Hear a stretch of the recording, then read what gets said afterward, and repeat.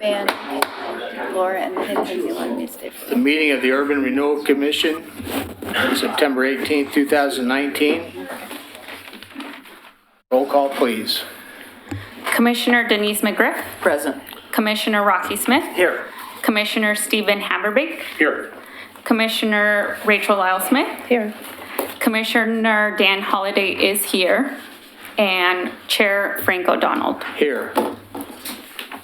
Do we have any citizen comments this evening? The mayor is not here unless he's in here, so let's make that clear. We'll note when the mayor joins the meeting. Yeah, that's good. Do we have citizen comments? No. No citizen comments.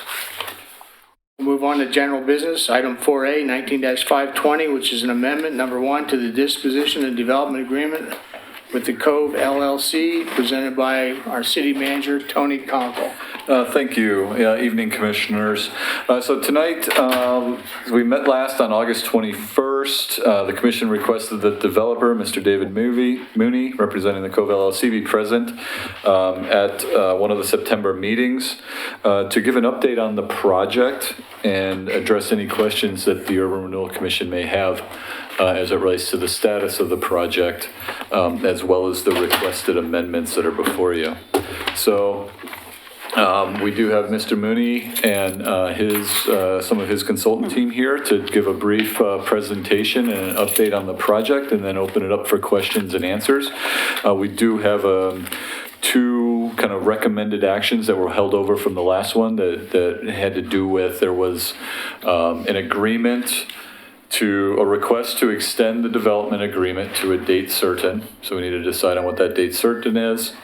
And then in that process, Mr. Mooney agreed that the money that's being reimbursed to him per the agreement, no other reimbursements would happen until all the preconditions, so 4 of the 11 preconditions are still outstanding, until all those preconditions were met.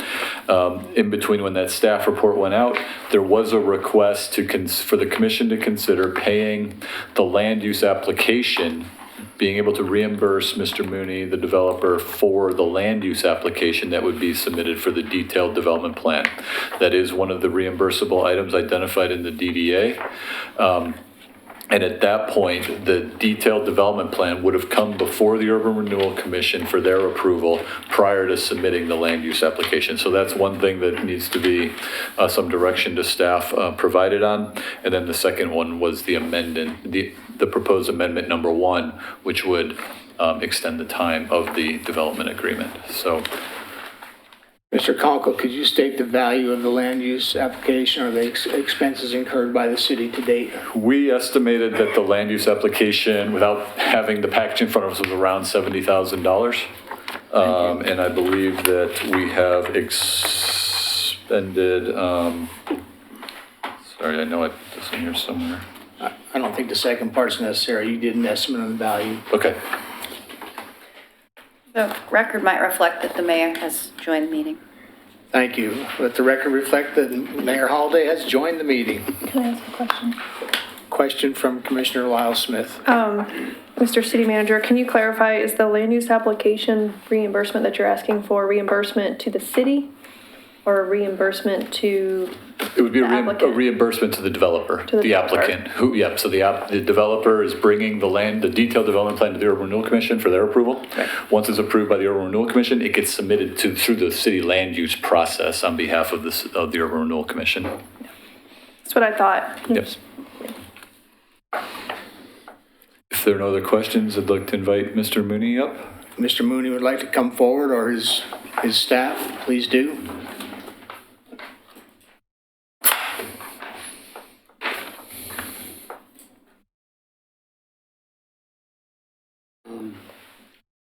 You want me to, we got Paul Boundy with us tonight. He's the chief architect, and I think it would be useful if he showed sort of an overview of the project. And then Visually. would that include the PowerPoint? PowerPoint, yeah. Why don't we do that? Why don't we let him drive the PowerPoint? Please come Okay. forward, sir, and state your name. So should I stay here? Please. Sure. Okay. Yeah, you're, correct me if I'm wrong. Well, Paul Boundy, LRS Architects, thanks for having me here. You're going to see, some of you have seen this before, some of you haven't. This is the summary of the project for the Urban Renewal Agency that was presented in October of last year, November of last year as well. I'll go ahead and drive the PowerPoint. And as previous times, if you have any questions, let me know. The project is substantially unchanged from previous discussions and review of it. As we've kind of talked through before, the project is two phases. We're calling it, they're phase 2A and 2B. Phase 2A is 5 buildings that are all housing. There's a level of parking below the housing units. There's also surface parking. There are two central buildings that are towards the north end here that are, we call them A1 and A2 buildings. They are the ground floor of those buildings are the amenity space in A1, some commercial space, restaurant space, and they bookend a plaza access point to the Esplanade that comes from Agnes Avenue. To the south of those buildings, there are 2 buildings, we call them the B1 buildings, and those are 65-unit apartment buildings, 4 over 1, with a couple of the units in each of the buildings have a loft-type upper bedroom, so there are actually five floors in a very small area. And then towards the end of the street at the end of Agnes, the south end of Agnes, is the building D1, which has a combination, all of these have a combination of some live-work units. Sorry, the A buildings don't. The B and the D buildings have some live-work units on the ground floor that access to towards the public streets. Building D1 has also some amenity deck space that is shared by that building. A1 has swimming pool, the fitness center, meeting rooms, kind of general amenity for the entire complex. A2, as we mentioned, has some commercial space, the intent being a restaurant that overlooks the cove as well. And then the 3 north buildings in phase 2B are the repeat of the 2B1 buildings, 65 units, and then there's essentially a bookended D building at the north end that all of those have the live-work units on the ground floor as well. Parking is a combination of surface parking and underground parking. As we've mentioned, the underground parking is in the floodplain, was part of the plan, and the buildings are up and elevated. The living areas are all up and elevated outside of the floodplain. Some of the renderings we've produced to date, some of these have fairly accurate landscaping and some of them don't. This one probably doesn't, but gives you an idea of the scale of the buildings, the height of the floodplain in relation to Agnes and Main Street, right? I'm actually more interested in what part of don't these represent what we're going to get that you care Well, to tell us? I'm just you'll saying find out. they don't have all the landscape shown on this particular rendering. The comment there was in relation to the ones that our landscape architect has produced to the ones we've produced. So the next couple, you'll see that a little better. And this one is produced by the landscape architect, where the plantings is shown a little more accurately But the buildings are accurate? The buildings are accurate, the window sizes are accurate, the siding for the most part is accurate. So the shrubbery is the only thing we have to worry about? Shrubberings, Okay. no, yeah. Yeah. No, the buildings themselves, you'll see a color scheme here in a minute. Some of these renderings are a little bit older than the current color scheme that we're proposing, which is kind of a blue and a gray trim color scheme, but the windows, the buildings themselves, the scale are all accurate. Okay. And this is looking at it along the Main Street, and you see the height difference, the wall. We've been working with the planning staff to work out that wall, the landscaping of the wall, kind of minimizing the impact. But between the floodplain and where the road is, there's no way to avoid that difference in height. There will be walkways along here, stairways down to grade to the Esplanade. Just to the left of this image, you've got the access point to the Esplanade. You can see it just beyond there, on to the left of this. Question? Yeah, I have one question. That Sure. is, let's say we have the 100-year flood Yep. at the 96 level. Are these people still going to be able to get in and out of their homes? No, they will not be able to go in and out. The surrounding areas will all be flooded, I think. Including the front parking lots? The front parking lots are a little bit above the floodplain, I believe. I mean, depends on how bad it is and how, the access points to this are, I mean, we have to have a certain number of access points that are above the floodplain for emergency response, and that's what we have. But yeah.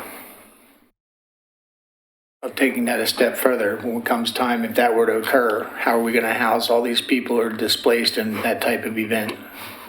We don't need a long discussion over. I mentioned it. Please move on. Okay. The 2A buildings is a little more detail on the plaza that accesses the Esplanade from Agnes Avenue. You can see the amenity spaces and the fitness and the pool and the deck on the left side of the plan, and then the restaurant, retail, commercial spaces on the right side with the decks as well. And that drawing's accurate for scale and content? That drawing is accurate for scale and content. I can't say all the furniture is accurate, but Not worried about that. Yeah, general concept, that is what we have in All our right. plans. Can you, before you leave that, can you tell me, you have a restaurant shown there and some retail space. Whose job is it, or what is the effort that you're going to make? I mean, do you really plan to fill that space with those amenities, or is that totally optional and that's kind of what you'd like to have, but it may not happen at all? I'll let David answer that one. Are you talking about the restaurant? The restaurant and the retail space, yes. I think we'll be able to fill that space with this plan. Are you suggesting that what happens if it doesn't get full? It could stay empty, or it could be Yes. used for residential purposes Right. in the event that it doesn't rent. But I don't see a problem with this amount of retail. It's really, phase one has rental, but it's, and it hasn't had a good rent up. But it's nevertheless, it takes a while to readjust people's habits to, if there's a beauty salon in here, you've got to, if it's a more convenient one for the 600 plus people that are going to be living here, Right. it should be economic. We understand that. I mean, the creation of demand comes from residents there. I think part of the question is, we saw the other development across the street, which had the vertical tax credit with provision for shops in the first floor. And at the time we were there, they were all unoccupied. Yeah. But we understand the sequence of events that must happen for them to be desirable to retail. Please proceed. Another view of the plaza linking the Agnes Avenue to the Esplanade. There's the flagpoles, tree areas, and a little more urban nature than the planted areas at the other ends and on the Esplanade side of the building. So trying to bring in and integrate some water feature as well, some sort of fountain. The design of that is still a little undesignated. It's kind of plain shown here, but the intent is to be this focal point that runs between the Agnes Avenue side and the Esplanade. Well, here's a tip. Don't let the trees lift your sidewalk. Yeah. Agreed. Agreed. Can you tell me, I see you have bike cages in your rendering. Are you planning to have bike garages in your underground parking space? We do where they're have locked and some protected? spaces for bikes underneath, Yeah, correct? okay. Yeah. Yeah. And I can't quote the city code requirement for that, but the intent is the residents would be able to have them down in the parking, hopefully not bringing them up into the units, but that's management, that'll be a management decision when that time comes.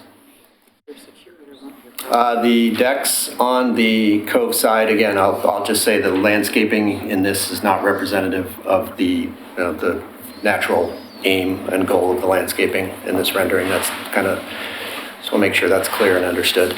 But it does show the size and scale of the Esplanade. It shows the stairs, the ramping up to the plaza level, and it shows the concept of that deck. We have since developed the deck a little further. We understand the railing a little better now, so this was kind of, that component of this is a little bit of early rendering. But the scale of the buildings, the size of the windows, the decks on the buildings, and the interaction between the plaza and the main space is accurate. I don't think we have the bowling, the lawn bowling anymore. I think we have some barbecue pits and things like that out there instead with the current plan.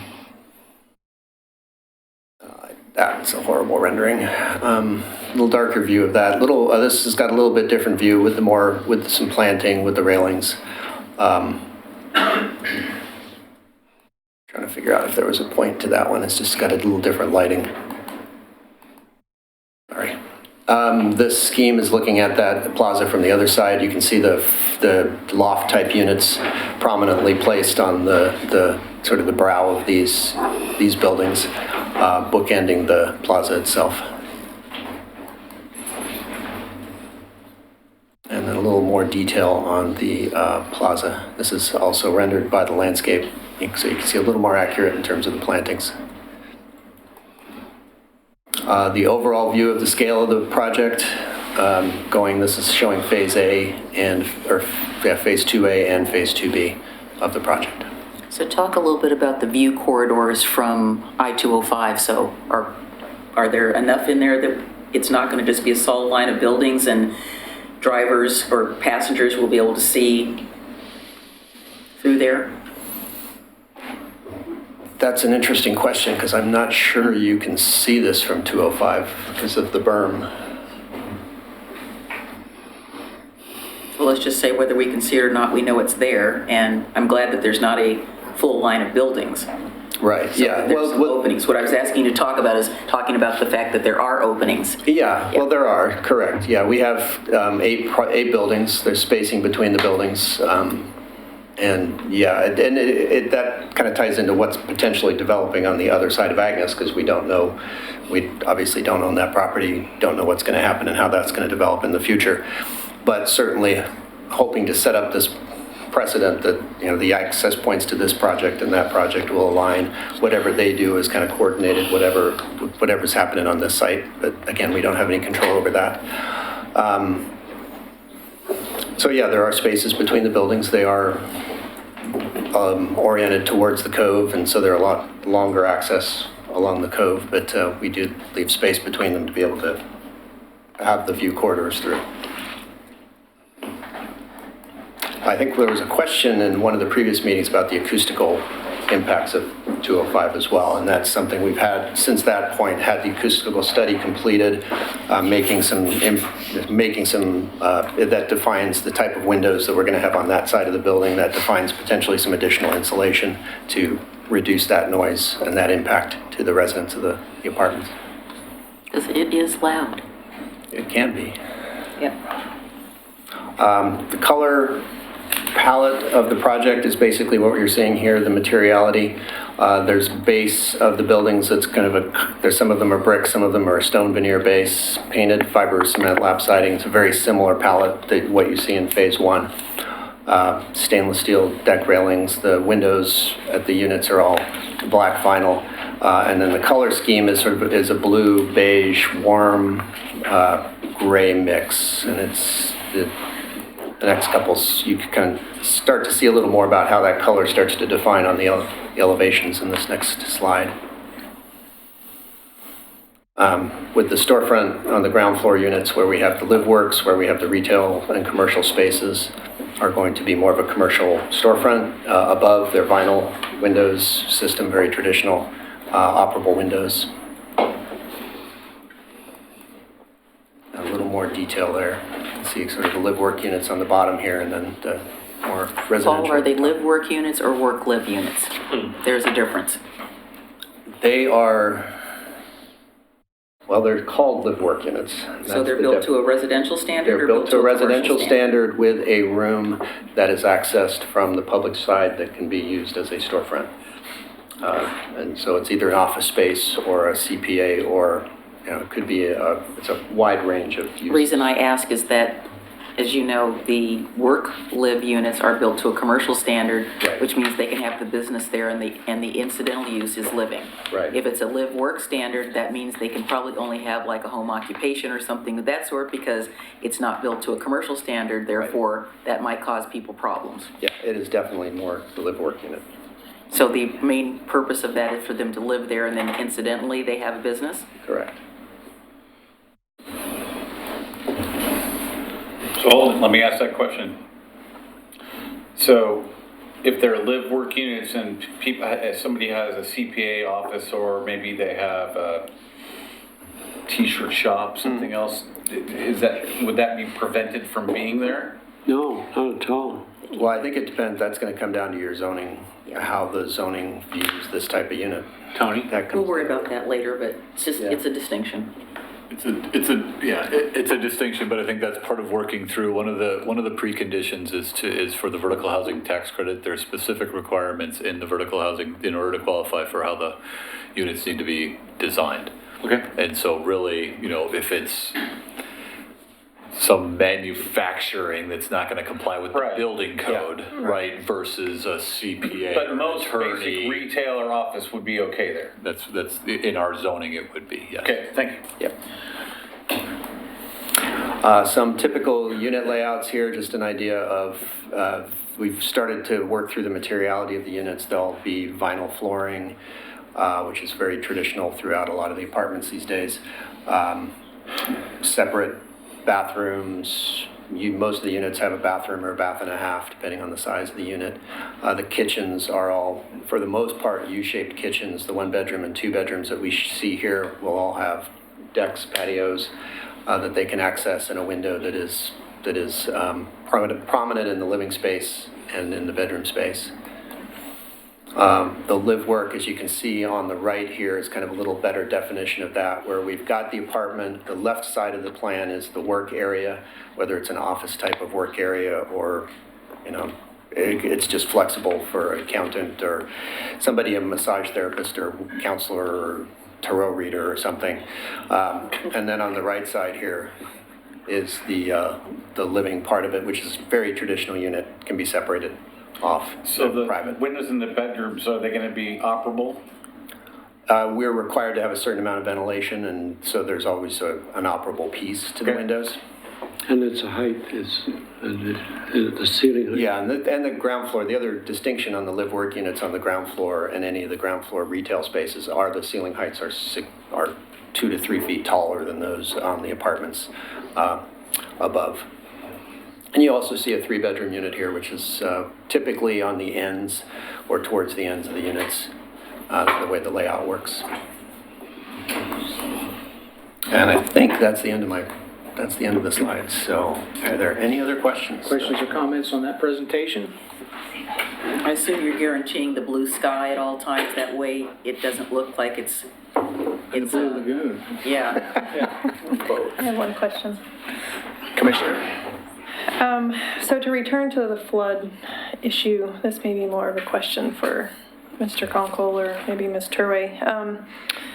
As part of the land use review process, could we consider putting, as part of the approval, having an evacuation plan and in place of how they alert their residences whenever there's an emergency, or like having that be proactive? I can't imagine we approve a lot of properties knowingly that they're in the floodplain and that they likely will have a flood risk. So I didn't know, is that standard, or is that something that Planning Commission could consider, or what? I don't know that it's a requirement of compliance with the floodplain itself. Because really what we're looking at is balance, cut, and fill. Right. And making sure that all habitable space are 1 foot above the elevation. The other thing about that is that we're talking about the 100-year floodplain, so we're talking about a 1996 level flood. Sure.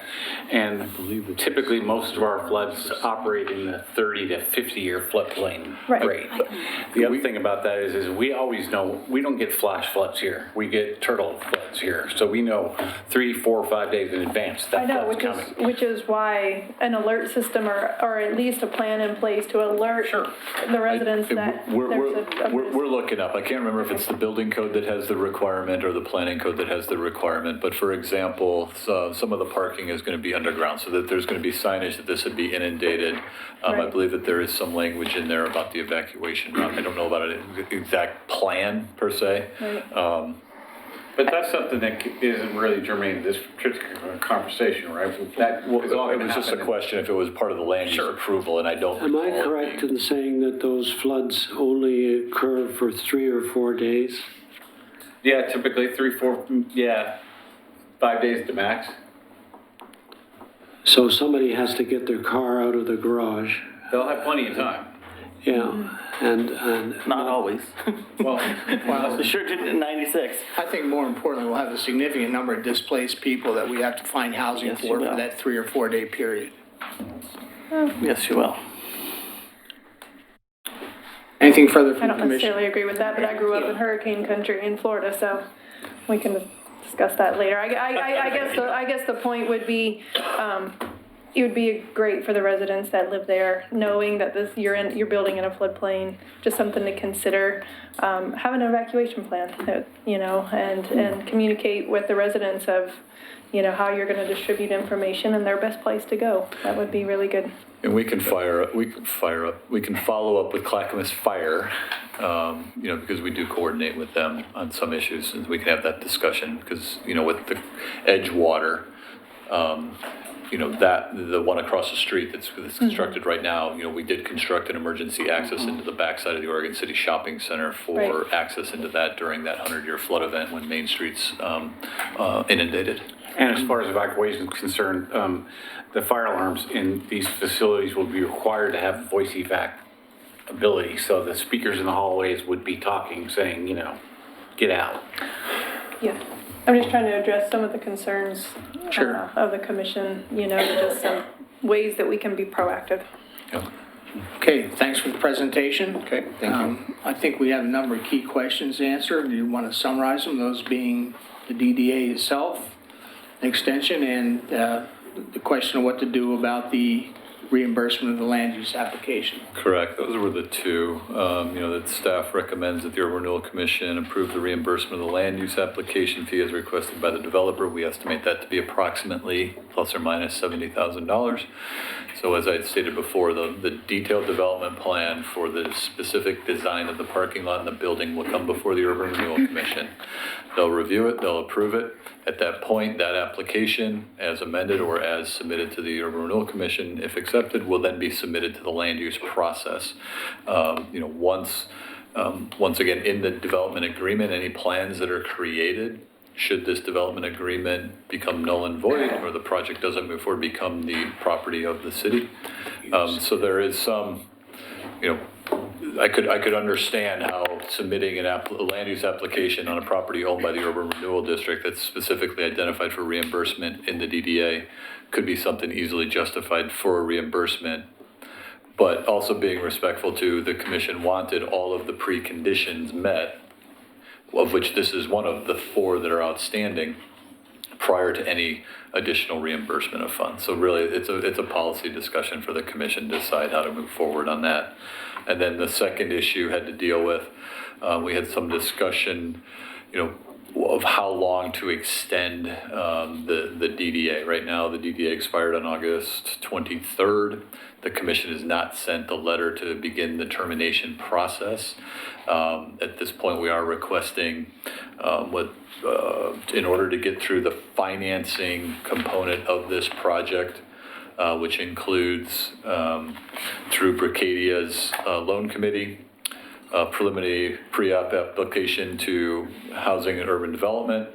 That takes approximately 90 days by their own admission, so plus or minus 90 days on that, which comes back with an invitation to submit a firm application. That would be then addressed, any conditions that came out of the pre-op from HUD, that would be resubmitted to HUD to get a final certificate. Once we get the final certificate, the firm certificate, firm commitment from HUD, at that point, we're gonna know all of the conditions to fund the loan, the $65 million loan or so. And at that point, we would be able to come back to the commission and say, they have demonstrated their loan commitment as well as their equity as identified in the DDA. So that's gonna be probably the last thing in this process. And so in order to get through that, we are requesting some additional time. looking at the calendar, we would have 2 meetings in May. The second one would be on May 20th. So that could be a date to push it out to. And then there was some discussion about potentially having some check-in earlier in February. We have a meeting on February 19th and on February 5th. So I think those are just some of the things that were discussed. So I've kind of summarized where we're at, and I will leave it to the commission to provide some recommendation. If you would care to clarify what could potentially happen on February 19th if we did not receive the needed documents? So there was, so discussion that on February 19th, we would have the ability to initiate the termination process as identified in the DDA.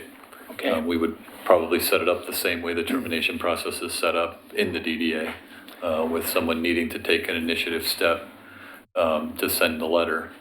And I think Mr. Mooney was agreeable to that timeline. Do we want any further discussion on that, or do we want to forge a motion? I'll make the motion. Please do. And could, time out real quick. Yeah, 2 motions, actually. 2 motions, Let's and I do guess. separately. Yeah, I know. Can we do them separately? And then we're gonna take the first one that relates to the funding, please? And because that's gonna. Right. And then could we get maybe a tentative approval? Because what I have before you tonight does not reflect any of this. So I'm gonna, if we could get a tentative approval of what you'd like on the DDA for the timing and the reimbursement, because I'm gonna have to rewrite amendment number 1. Sure. And then bring that, I could either bring that back or I could just incorporate that. So and move let's forward. take that first. I would move that we tentatively approve the timeline that the manager has laid out for us on the DDA, and that he bring that back to us after he's got it all written down in the amendment, and we would then finalize that at that point. I'll second it with a friendly amendment. I would prefer it be on February the 5th because I will be out of the country on February the 19th. I'm okay with that. Do not want to call in from parts unknown. I'm okay with that. Okay, as amended. We have a motion and a second. Call for the vote. Commissioner Dan Holliday, Aye. Commissioner Rachel Lyle Smith. Aye. Commissioner Denise McGriff. Aye. Commissioner Rocky Smith. No? Commissioner Stephen Haberbeek. Aye. And Chair Frank O'Donnell. Aye. Now let's deal with the question of the reimbursement of the land use application.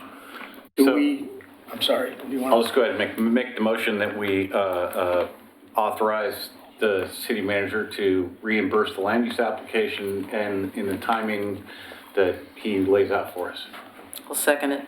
It would be subject to the other things. Requirements Yes. of, needs to be applied Yes. for within 350 days. Would- Yeah. Yes. All Yeah, but of those yes. requirements would still be Yes, put that in applicable. there, please. Do we want any further discussion on that, or are we prepared to move forward? Question. Okay, call the question. Call roll. Commissioner Dan Holliday. Aye. Commissioner Rachel Lyle Smith. Aye. Commissioner Denise McGriff. Aye. Commissioner Rocky Smith. No? Commissioner Stephen Haberbeek. Aye. And Chair Frank O'Donnell. No. Okay. All right, we settled those 2 matters. That was what was out in hand. Anything further? That being the case, we'll adjourn this meeting. And we'll come back into regular session of the city commission at 7:35.